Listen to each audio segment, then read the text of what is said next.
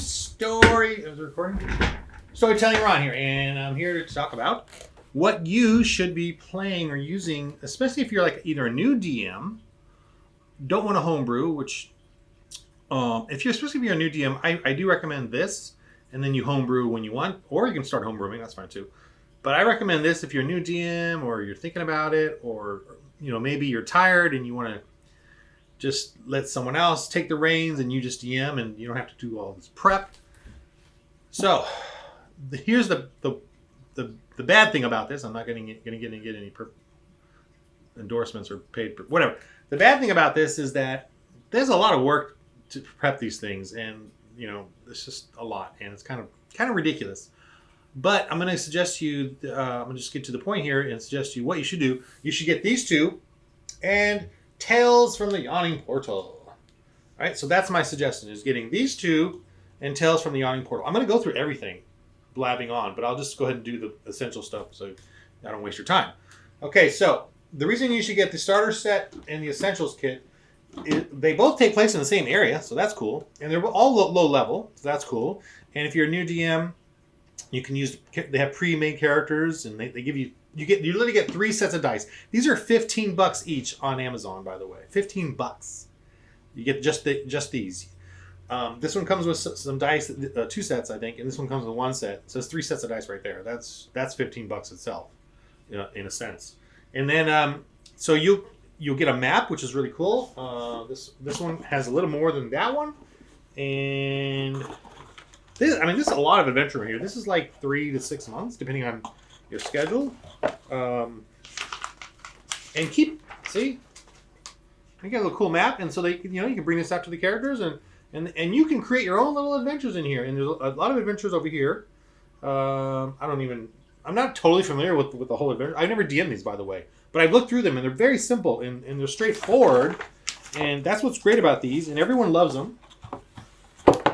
So that's why I'm picking these.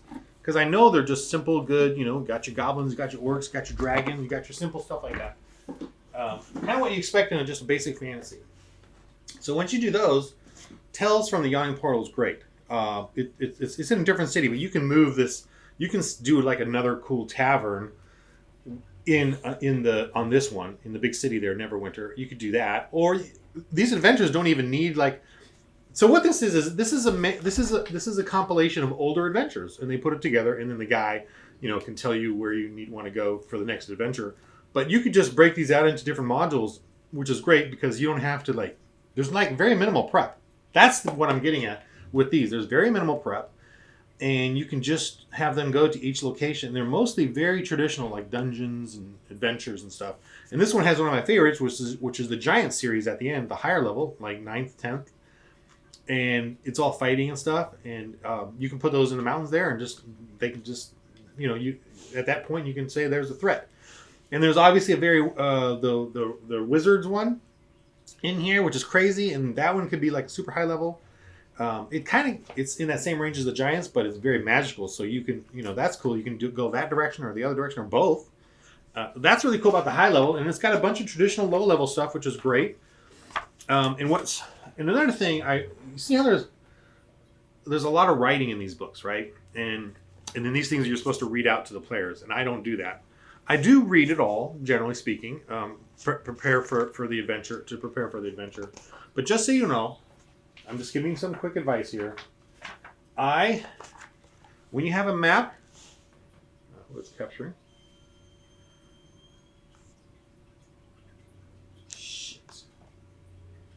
When you have a map,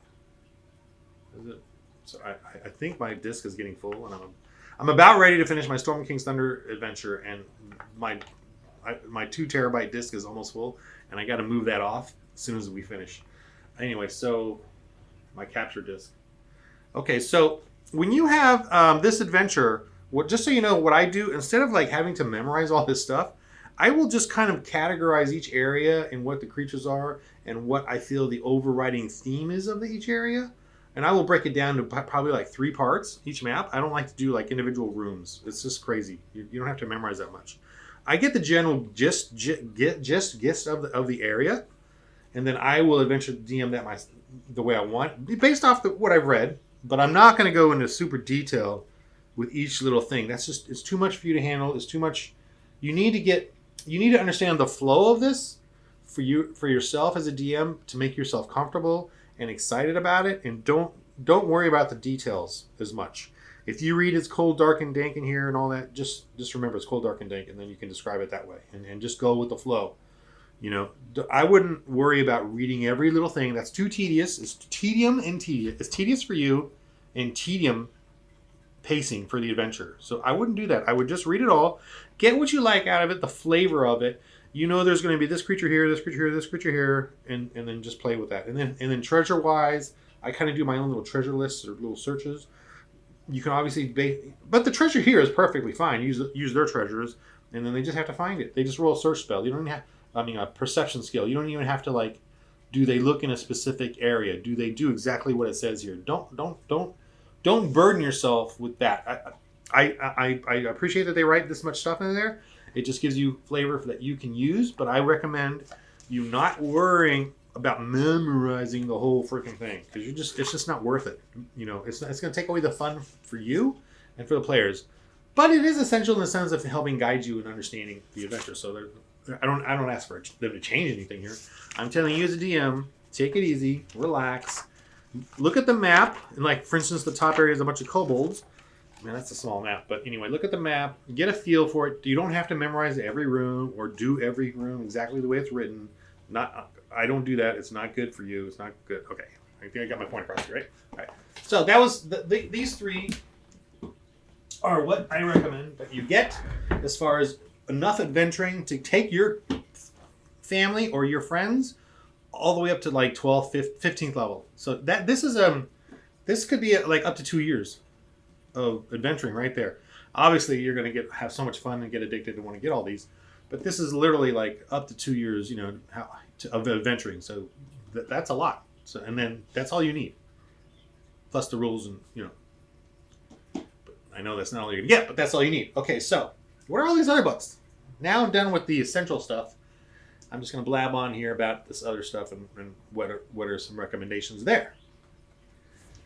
Okay, so these three, I may not have all the books, but these three are like settings. Eberron, it's sort of got that sci-fi fantasy setting.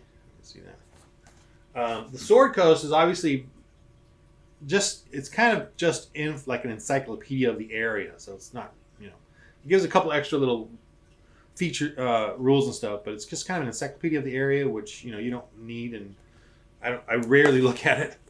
I bought this thinking I'd do something fun and silly. Kind of, it's in the same realm, but it's more of a cartoony like X-Files or XCOM, where you kind of create a crew and do stuff. I mean, I've barely read this, and it's pretty popular with some people, but I just didn't really get into it. But I don't know. It's you may like though that kind of cartoon flavory sort of adventure, which I kind of would like to do, but I'm just so busy doing regular stuff that I don't really get into it. So I don't know if I recommend those or not. Just based on your wanting to delve more into it, into the Baldur's Gate is crazy. You should be I feel like this one you should be an experienced DM, experienced players, already know and want to do something crazy. That's what this is. This is just crazy. Going to hell, the planes or whatever. So that's that one. So, and it's got a lot of extra rules for demonic stuff and all that, and it's kind of crazy. Out of the Abyss is really interesting. I really like this one. I haven't DM'd it yet, but I really studied it and really do want to DM it, and I plan on it soon. I hope this recording. The capture is getting all off and on. Anyway, so this one I recommend if you're, maybe after you've done the starter one. This one's kind of cool. You're stuck in the Underdark and all that, and there's some prep work, and especially understanding grasping the whole thing and ordering it like a jigsaw puzzle, figuring out what you want to do. So that's what this is. And by the way, if you hear whistling or there's construction going on out there, a guy whistles. So this one I really do like. I haven't, and as far as prep work, there's I would say mid level prep work, but more understanding than prep work. But I'm going to change it not quite a bit, but I'm going to change it a little bit based on what I want to do, especially towards the end. A lot of crazy stuff. A lot of epic. Okay, so this one is actually one of the latest one that came out, and I really haven't studied. I've looked at it a little bit. It looks like fun, kind of one-offs. There's like 12 or whatever, how many adventure one-offs. So this one's kind of, I don't know, maybe just my first impressions is light and frolicky kind of stuff, which I don't know. Anyway, the prep work though probably in this one is pretty minimal. If you want to do like little one-offs, and they go to a Candle Keep and get different little adventures out of that, and it has to do with wizards and stuff, so it's more that side. Um, but I think probably the prep work on this is pretty minimal as well. And there's probably gonna be a lot more role playing, especially with like the mages, and it's kind of like a Jedi Temple type of thing.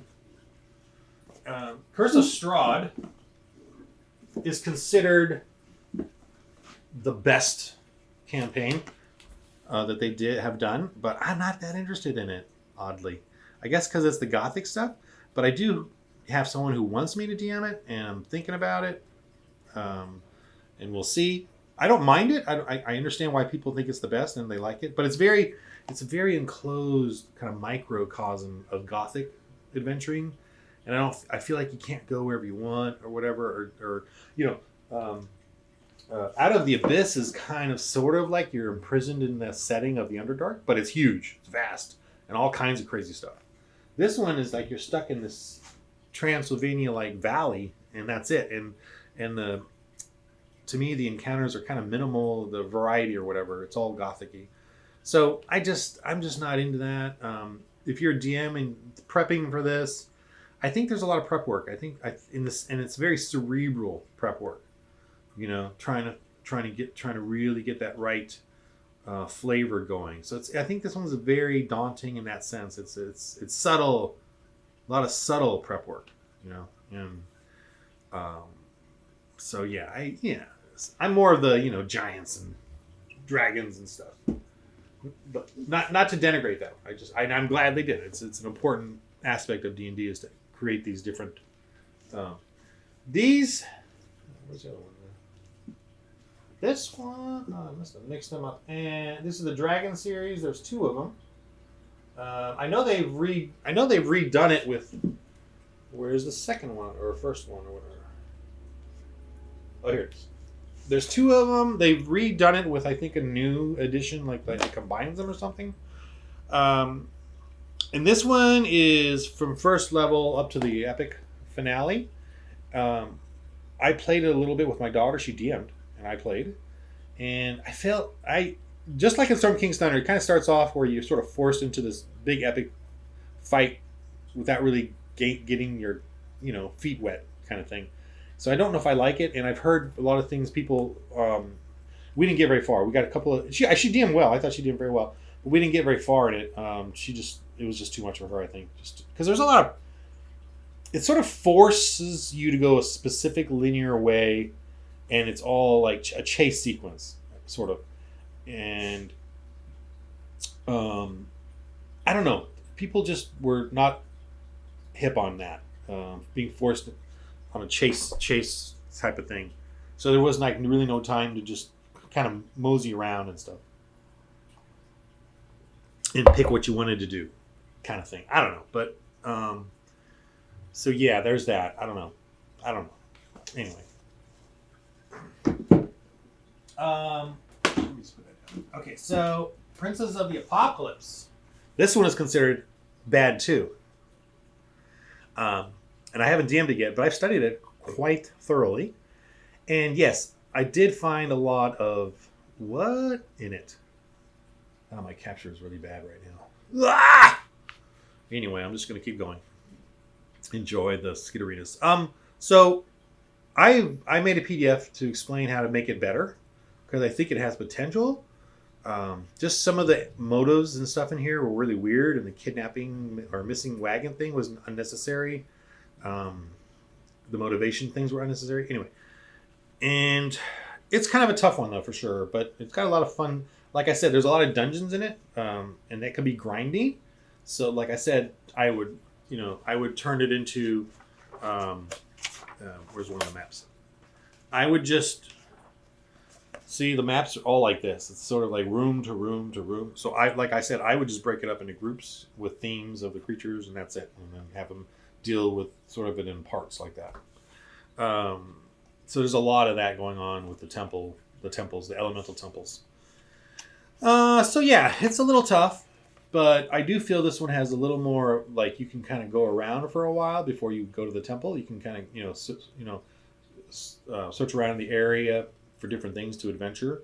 So that's kind of cool about it. And there's a buildup of the elemental attacks, which is what as a DM you need to keep bringing on them. And I introduce all that in my little PDF supplemental for this. So this one needs a lot of work if you wanted to DM this one. Tomb of Annihilation. Now this one I really like. I think this one, and I've DM'd parts of it the last year off and on with the family. And this one I really do enjoy. I really like this one. This is, I guess, minimal change to this one. I like the environment. I like it. It's different. It's cool. It's in the jungles and all that. And yeah, so this one, I mean, still needs some prep work as far as just. I guess to me the most prep work really is just making. I'm into maps and miniatures like paper minis and stuff, and the setting, the music, and the sound score. So that's kind of like where the prep work is really for this one. It's just getting all the stuff you want to make. Now, if you're a new DM and you don't have much, obviously just drawing it out on a grid or whatever is, white with dry erase or whatever is just fine. But it's one of those ones where you really do want to bring in a lot of color and sound and ambiance and stuff. So it's that kind of prep work really. And at the end, when you get to this dude and his temple, that's a little tougher. It's got all kinds of weird traps, deadly traps where you fail, you die, kind of. So you may want to bring that down a notch if you do DM this. Anyway, but I like this one. This is cool. Ghost of Saltmarsh, I have not DM'd. I've read it a little bit. I'm not too enthused by this one. Wasn't really blown away. There was no ghosts really. The places were kind of not. The map was unexciting. The one they drew out, the map, it was weird. They made it north face. They flipped the facing on. I don't know. It's kind of weird. I didn't get into the map. I didn't get into the dungeons, the way they drew them out, and it's kind of old school the way they drew the dungeons, which I get. I totally understand why they did it and tried it out, but just didn't really get into that. I guess I don't know. The maps, I'm just not into this old style, which is what I grew up on. So, but yeah. So I don't know about this one. I mean, who knows? Maybe one day I'll want to do a ship one, but I probably won't do this one. So, sorry, I guess this is my opinion. Dungeon of the Mad Mage. This one's silly. I've never DM'd this one. I read a little bit of it. It's just a constant dungeon grind, going from level to level below the yawning portal. You kind of just fall in. It's kind of definitely very magical. Same kind of maps, the old grid style. You just kind of go through it. So yeah, I'm not too into this one. Prep work, I guess this one would be minimal prep work, especially if you're players and you just let's do a dungeon crawl. This could be a dungeon crawl for sure. So you may be into that. Oh, this is Dragon Heist. I've touched on it, read it a bit.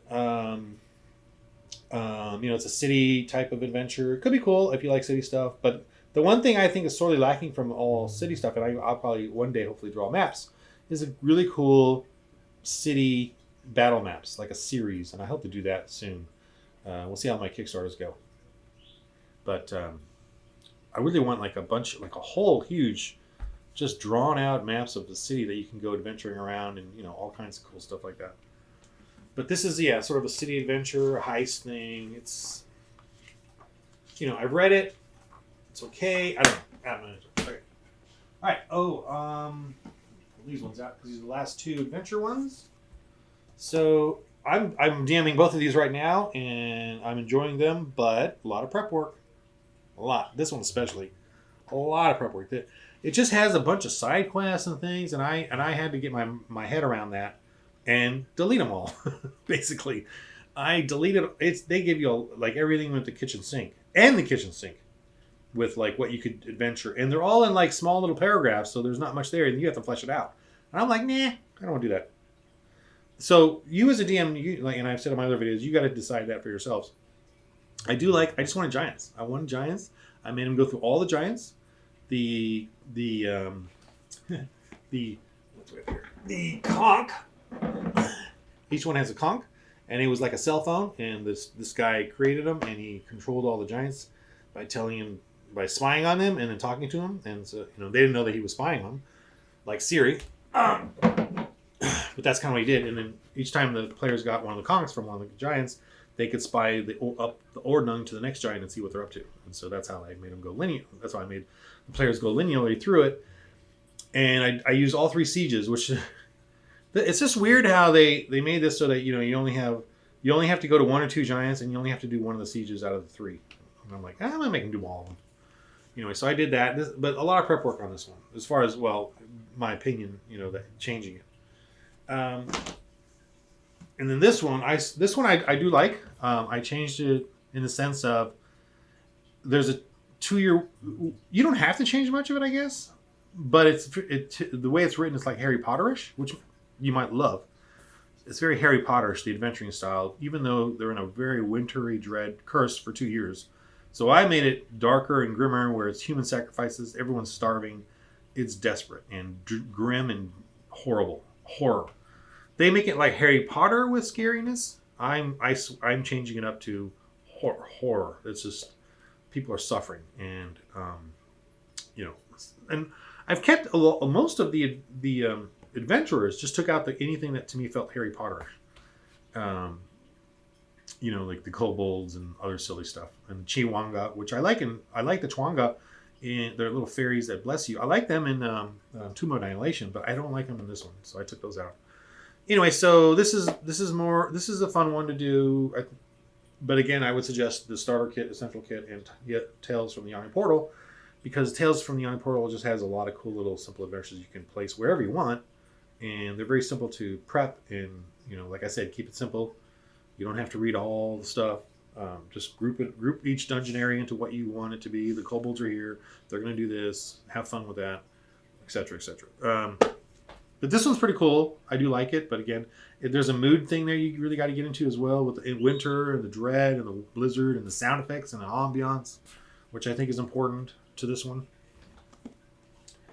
And the rest of these are all the the rules and extra features. But anyway, so these are the adventures and my little take on all them. Really from the perspective of how hard or easy it is for a new DM. I think that's what I did. But again, my suggestion is the essential kits. These are a lot of adventuring, a lot of easy, very traditional fantasy, and Tales from the Yawning Portal. This gives you all you need. The giants is like, to me, the goal. You should even make it where those giants are the ones controlling, and the wizards above them are controlling all the other things. No, whatever. I don't know. But anyway. But this is cool because this is like a sandbox type of thing where they could go and adventure different areas and then encounter the different levels of adventures on, and with all these. And take your time making them go up levels, and getting magic and all that. Take your time. All right, that's it for me. That was my little take on all the publications and what you can do with them and have fun with. And that's it. That's all I got for this video.